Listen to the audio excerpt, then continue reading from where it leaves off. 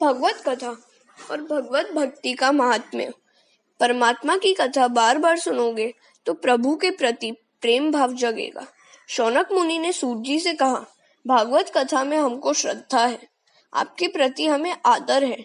अनेक जन्मों के पुण्यों का उदय होने पर ही अधिकारी वक्ता के मुख से कथा सुनने का सौभाग्य प्राप्त होता है। प्रथम श्रवण भक्ति है। रुक्मिणी ने अपने पत्र में लिखा था कि तुम्हारी कथा सुनकर ही तुमसे विवाह करने की इच्छा हुई थी। श्रुत्वा शब्द वहां है। भगवान के गुण सुनने से उनके लिए प्रेम भाव उत्पन्न होता है। श्रोता और वक्ता दोनों विनयी होने चाहिए। सूत जी श्रोताओं को साधुवाद देते हैं। वे कहते हैं, कथा सुनकर तुम्हें जो करना चाहिए वह तो तुम करते हो। तुम शांति से सुनते हो तो मेरा मन भी भगवान में स्थिर होता है। तुम ज्ञानी हो, प्रभु प्रेम में पागल हो, परंतु मेरा कल्याण करने के लिए प्रश्न पूछते हो। कथा सुनाकर मैं तो अपनी वाणी को पवित्र करूंगा। शिव महिम्न स्तोत्र में पुष्पदंत ने भी कहा है कि शिव तत्व का वर्णन वैसे तो कौन कर सकता है। मैं तो अपनी वाणी को पवित्र करने चला हूँ। आरंभ में सूतदेव जी सुखदेव जी को वंदन करते हैं, फिर भगवान नारायण को वंदन करते हैं। नारायणम नमस्कृत्य। भारत के प्रधान देव हैं नारायण। श्री कृष्ण गोलोक में पधारे। सभी अवतारों की समाप्ति हुई, किंतु नारायण की न तो समाप्ति हुई है और न ही होगी।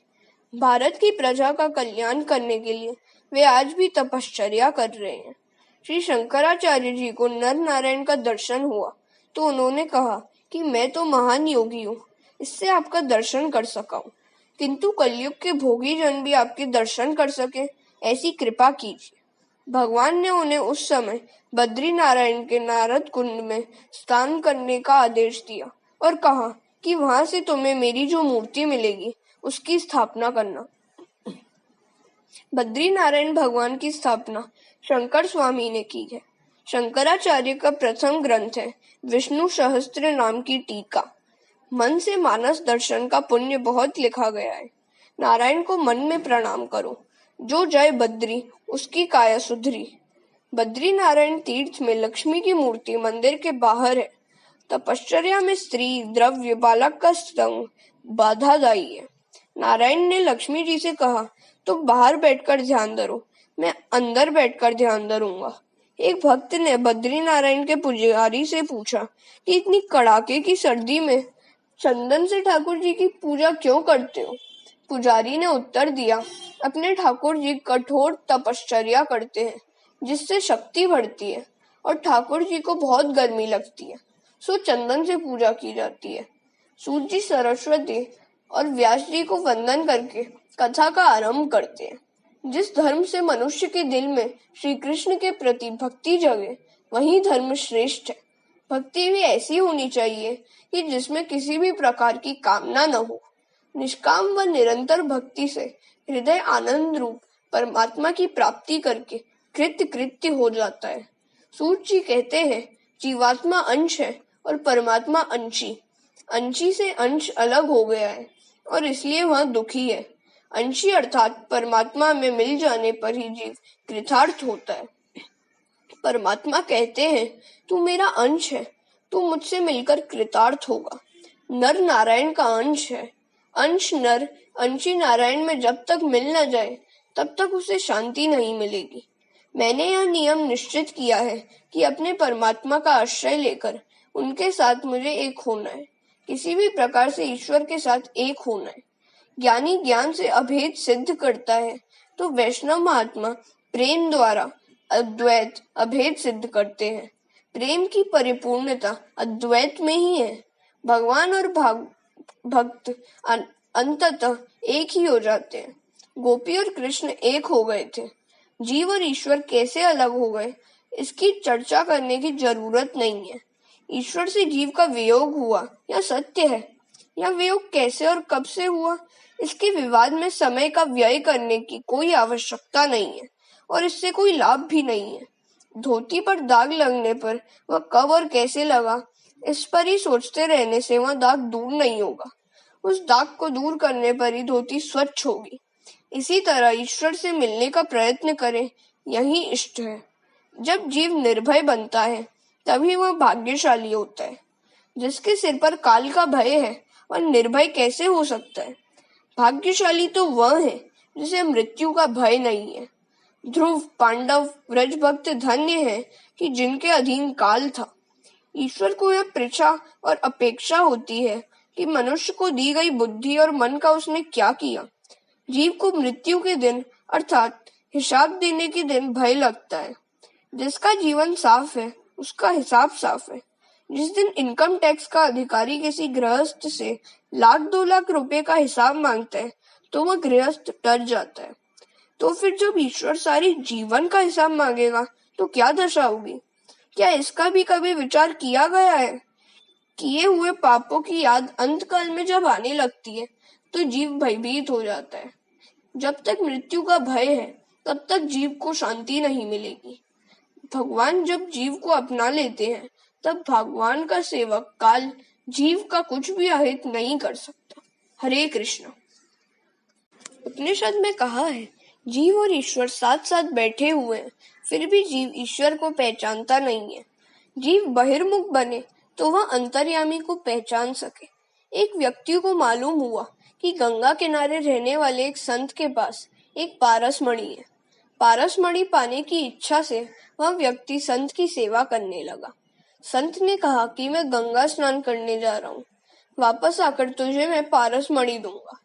संत तो ऐसा कहकर चले गए। अब इस व्यक्ति के मन में पारसमणि के लिए अकुलाहट बढ़ती गई। उसने संत की गैर हाजिरी में सारी झोपड़ी छान डाली, परंतु पारसमणि उसके हाथ न लगी। संत वापस आए। संत ने यह जान लिया तो पूछा कि क्या इतना भी धीरज नहीं है? पारसमणि तो मैंने उस डिबिया में रखी है। ऐसा कहकर उन्होंने एक डिबिया नीचे उतारी। वह डिबिया तो लोहे की थी। तो उस व्यक्ति ने सोचा कि यह कैसी पारसमणि है, क्योंकि जिस डिबिया में वह पारसमणि रखी थी वह तो लोहे की थी। इस पारसमणि ने उस डिबिया को सोने का क्यों नहीं बनाया? क्या यह पारसमणि असली है या यह संत मजाक कर रहे हैं? उसने संत से पूछा कि यह डिबिया पारसमणि का स्पर्श होने पर भी लोहे की ही क्यों रह गई है और सोने की क्यों न बनी? तो संत ने उसे बताया कि वह पारसमणि एक गुदड़ी में रखी थी। वह आवरण में थी, सो डिबिया सोने की न बनने पाई। इसी प्रकार ईश्वर और जीव हृदय में एक ही स्थान में रहते हैं, परंतु दोनों के बीच वासना का पर्दा है और फलतः दोनों का मिलन नहीं हो पाता है। अर्थात ईश्वर को जीव पहचान नहीं सकता और जीव का ईश्वर से मिलन नहीं हो पाता है। जीवात्मा डिबिया है और ईश्वर पारसमणि। दोनों के बीच पर्दा है जिसे हटाना आवश्यक है। अहम और ममता रूपी चिथड़ा दूर करना है। साधना करने पर भी सिद्धि न मिले तो साधना के प्रति साधक के मन में उपेक्षा भाव जगता है। जीव साधक है, सेवा स्मरण साधन है। श्री कृष्ण साध्य है। विष्णु भगवान की भक्ति करना पुरुषों का परम धर्म है। लोग मानते हैं कि भक्ति मार्ग बिल्कुल आसान है। सुबह भगवान की पूजा की कि बस हो गई छुट्टी, फिर वे सारा दिन भगवान को भुलाए रहते हैं। यह भक्ति नहीं है। 24 घंटे ईश्वर का स्मरण रहे, यही भक्ति है। भक्ति में आनंद है, किंतु मनुष्य केवल शरीर से भक्ति करता है, मन से नहीं। वाणी भगवान के नाम का उच्चारण न करे तो सब व्यर्थ है।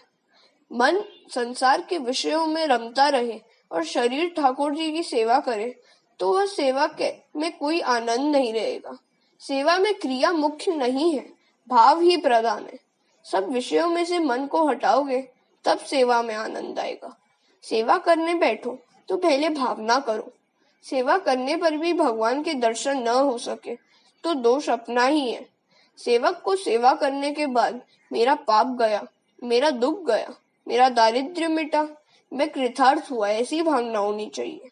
सेवा करने पर ऐसा भाव नहीं हो तो सेवा पूजा से कोई आनंद नहीं होगा। संसार के विषयों को मन से हटाओ। जब तक नहीं हटाओगे तब तक सेवा में आनंद नहीं होगा। सेवा यह भावना है।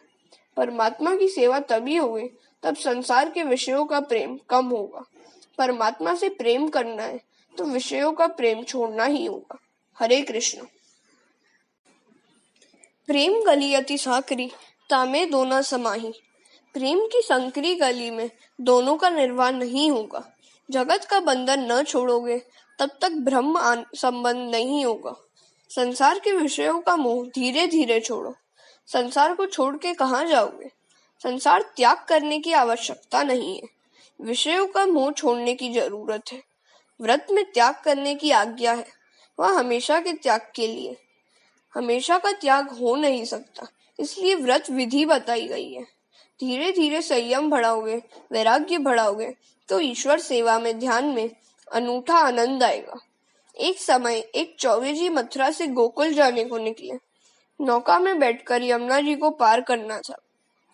चौबे जी भांग के नशे में थे। वे नौका में बैठे और चप्पू चलाने लगे। अपने बाहुबल पर पूर्ण विश्वास होने से कहने लगे कि नाव अभी गोकुल पहुंच जाएगी। चौबे जी ने सारी रात नाव चलाई। सुबह हुई। चौबे जी सोचने लगे कि यह मथुरा जैसा कौन सा गांव आया। किसी से पूछा कि यह कौन सा गांव है। उत्तर मिला कि मथुरा है, वहीं विश्राम घाट और वहीं मथुरा। नशा उतरने पर चौबे जी को अपनी मूर्खता का भान हुआ। चौबे जी ने सारी रात नाव चलाई, किंतु नाव तो रस्सी के जरिए घाट से बंधी हुई थी। नशे के असर से वे नाव खोलना ही भूल गए थे और सारी रात चलाने पर भी वहीं के वहीं रह गए। यह कथा हंसने के लिए नहीं कह गई है, मत हंसो। यह अवस्था चौबे जी की नहीं, हम सबकी है। सभी इंद्रिय सुख के नशे में चूर हैं। जीव को इंद्रिय सुख भोगने का नशा चढ़ गया है।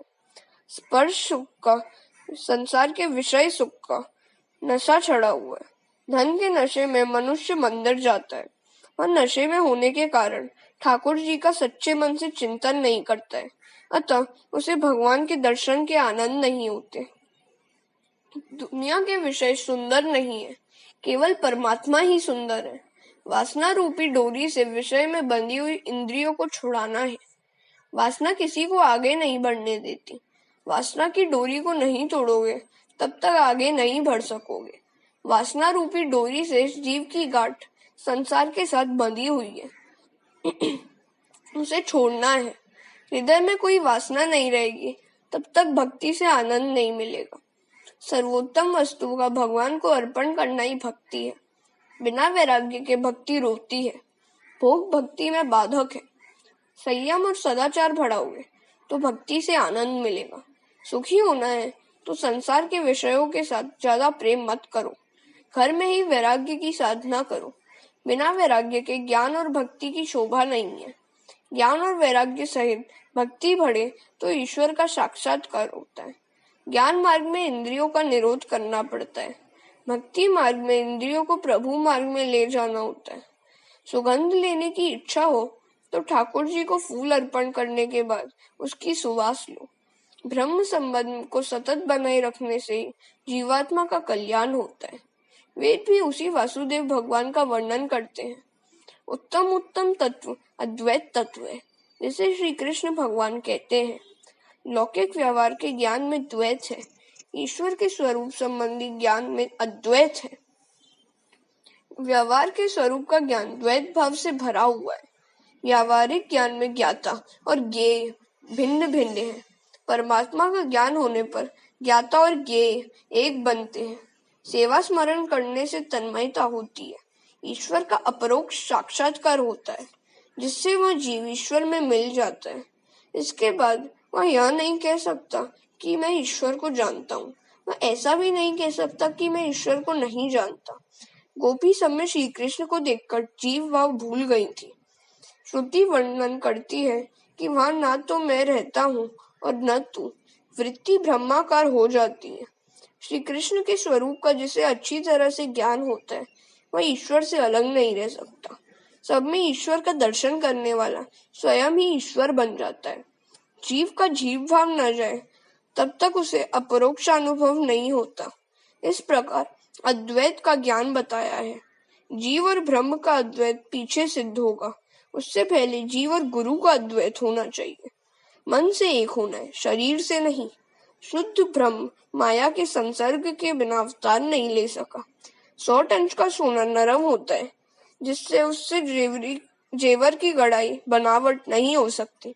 हार गढ़ना हो तो उसमें दूसरी धातु मिलानी पड़ती है। इसलिए परमात्मा भी माया का आश्रय लेकर प्रकट होते हैं, परंतु ईश्वर को यह माया बाधक नहीं होती। जीव को माया बाधक होती है। योगी जिसे परमात्मा कहते हैं, उसी परमात्मा से जो मिलता है वह जीव कृतार्थ होता है। भगवान के प्रति प्रेम बढ़ाना हो तो भगवान के अवतारों की कथा सुनो। परमात्मा के 24 अवतारों की कथा है। धर्म की स्थापना करने और जीव का उद्धार करने को परमात्मा अवतार धारण करते हैं। ठाकुर जी का अवतार तुम्हारे घर में होना चाहिए, मंदिर में नहीं। मानव शरीर यह घर है। हरे कृष्ण।